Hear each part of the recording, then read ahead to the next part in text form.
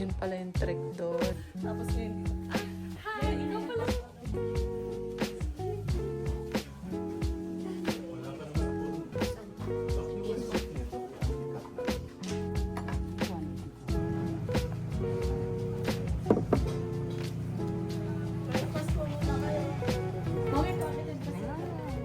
Sarap!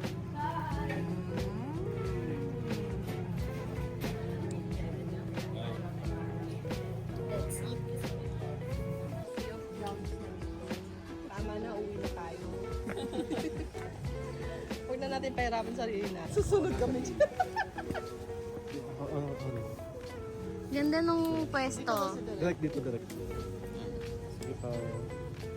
Yan. Oh my God.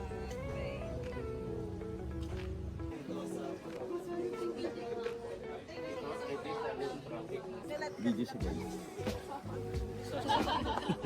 Sila nag-a-approve ng ibig.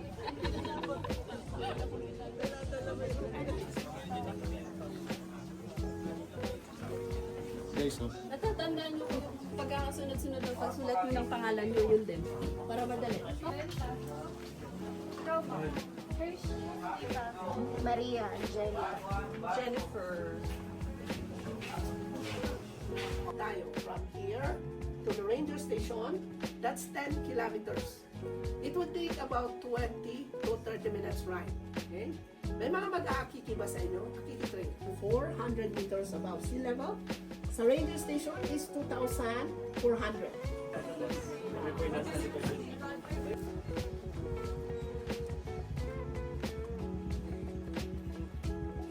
Tapos yung orientation. Wala na yung van. Baka nasa baba. Ay, baka umikot na yun. Ay, ang ganda.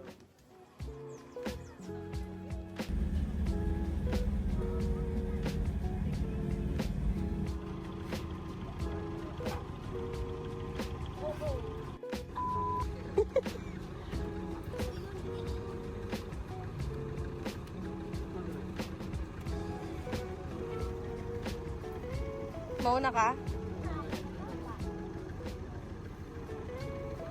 Basta yung G, papunta sa ranger station. Let's go guys. Sana hindi kami yung final destination. Edit ko. Hindi kami. Hindi ko na ginamit. At tinanggal yung shoe. Okay lang.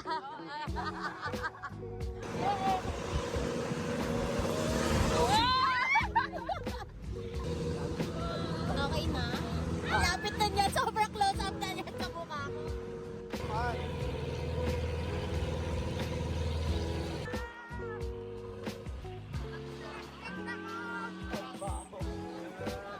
Oh my God! DOP po ang nagtatakal ng kanin. Ito pa po ang kanyang sideline. Tapos Hershey naman po ang nagiging waitress natin.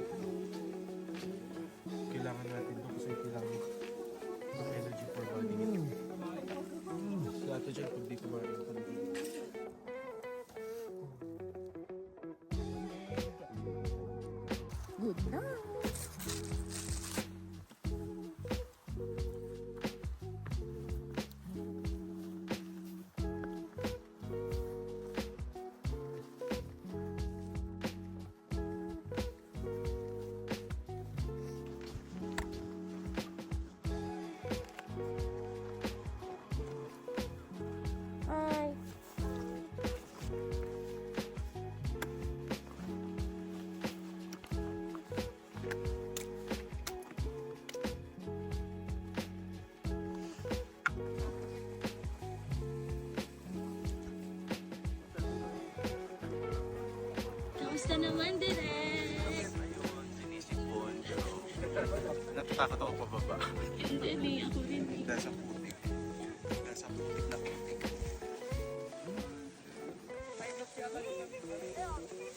Okay na. Okay na, survive ko ang pula. Grabe, supon ako. Hindi ko alam. Tutuho na yung uhog ko.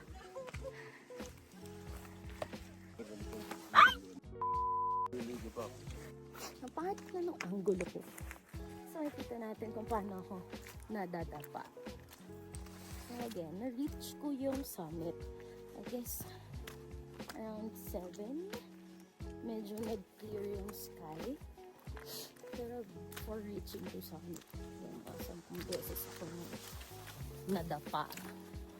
And now, look at this. That's our trail pabalik. So, papunta pa lang sila sa summit.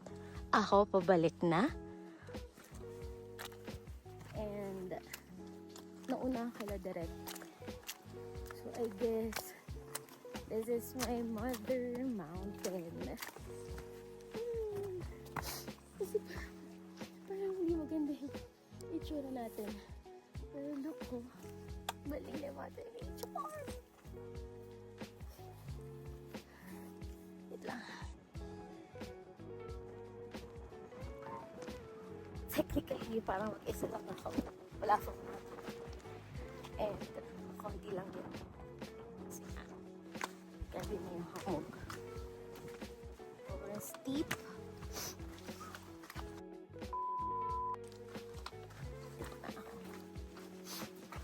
Feeling ko, yung ano ko, sipon ko, crystallized na. Try ko lang naman mag-vlog. Try lang naman. After nito, fairness naman, yung Hoka, sinubok naman niya ako. Pero, nararamdaman ko na yung tubig sa loob. Ganda, Lord. Meron. Ikasunod na ako sa wakas. Sana yan. Hindi lang pinalala. Dati Jane, umakit pa rin. Amit mo isa. Sige po. Pero slow down but pabalik na. It's super muddy. So it's better sabayan mo yung mountaineer. Sabayan mo yung dulas ng pababa. Tapos ito yung magiging support mo para hindi ka magdire-diretso. Ako pabalik na. Yabang. Ay, mali. Hindi ako nag-Strava. Sad. Dito na Strava yung pabalik ko. Like from the summit until now. I didn't on my Strava. God. So, hindi na record yung pagbalik ko papunta camp from the summit sa Strava. Tapos kanina rin, from camp to, kailan ko lang na-resume yung pag-record ulit. Oh my God, achievement to. Tamad-tamad kong mag-exercise. Napahike ako. Diba? Tapos wala na akong tayo. Tulog na yun pa ako sa mud. Well, meron akong offer. Then may inner pa ako na tatlo. Yung parts ko. Teka, look. Ganda na po. Ganda. Ang ganda na po. So, balik ng camp 2 para kunin namin yung tent. So ito, mga maliliit na bamboo. Kita mo siya sa grass mat there.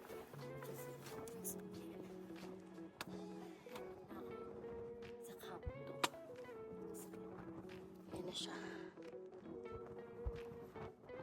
At Mia, alone again. Wala ko. Nag-picture ako sa isa. Ito siya lalaki. Nag-picture ako. Feeling ko gwapo. Sabi niya, yeah, take your photo. Oh, gwapo ng boses eh. So, feeling ko, gwapo siya. Sayang. Wala lang akong ano ng face niya kasi nakatakip yung mukha niya. So, or like, alam mo, ano yung tawag sa ganun? Gorp-gorp. Basta, alam mo talagang climber.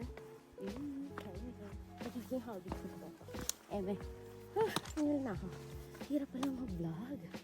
Halo ka to. Masaya mag-isa. Parang, ang weird din pala kapag ginagawa mo siya sa maraming tao. Pero dito, sa pulag ko pa talaga siya ginawa. So happy kasi gawa ko to. Uy! Himala! Diyos. Ayun na. Ito talaga, Lord. Galing mo talaga, Lord. Tayo ako ng someone. Pwede yung pictures. Look at the flowers. The flowers are so nice. Right? I guess I'm near the campsite. Yeah, I'm near. Like, look po. There's the campsite. Where, dyan kami nag-overnight. Oh my God, achieve. I'm already here. Campsite. So, diba, hindi ako nag-vlog nung umakyat ako ng summit.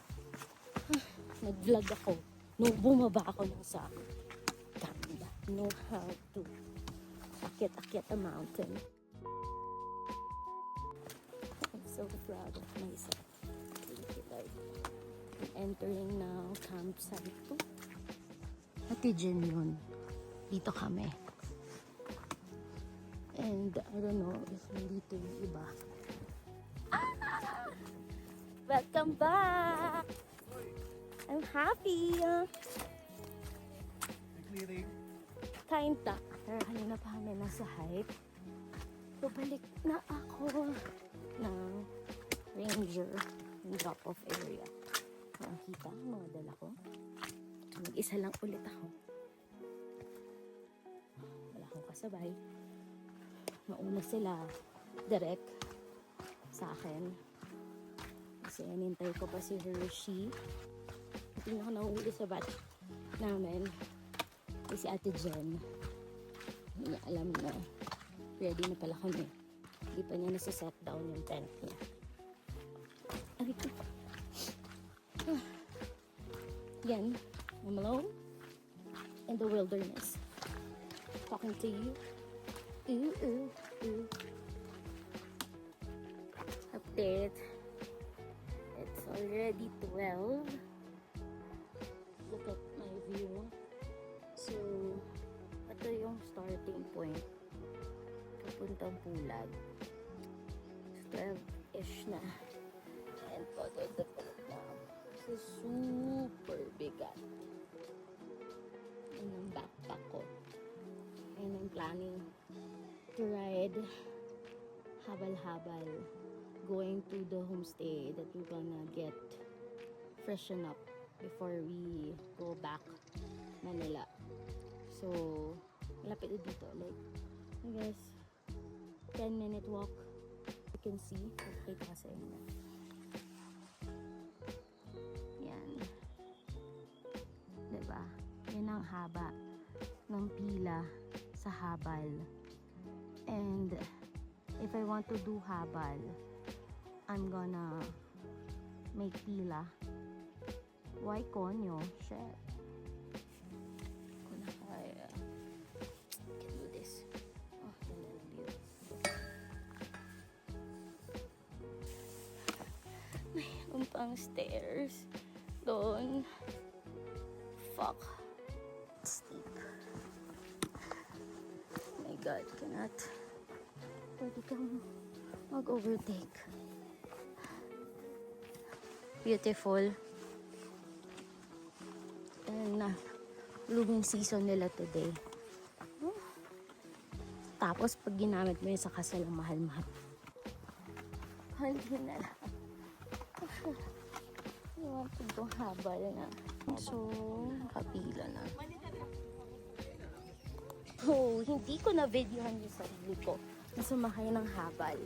Kasi hinahanap namin saan kami pwedeng maligo. So, lakad ulit. Nabawasan naman yung walking time because I've done habal. Ako na mauunang maligo sa kanila. Kasi I cannot take it anymore. Like, I just need to freshen up. And it's kind of far away. Pero laban. Pulag experience is good. Great experience. Ayan na!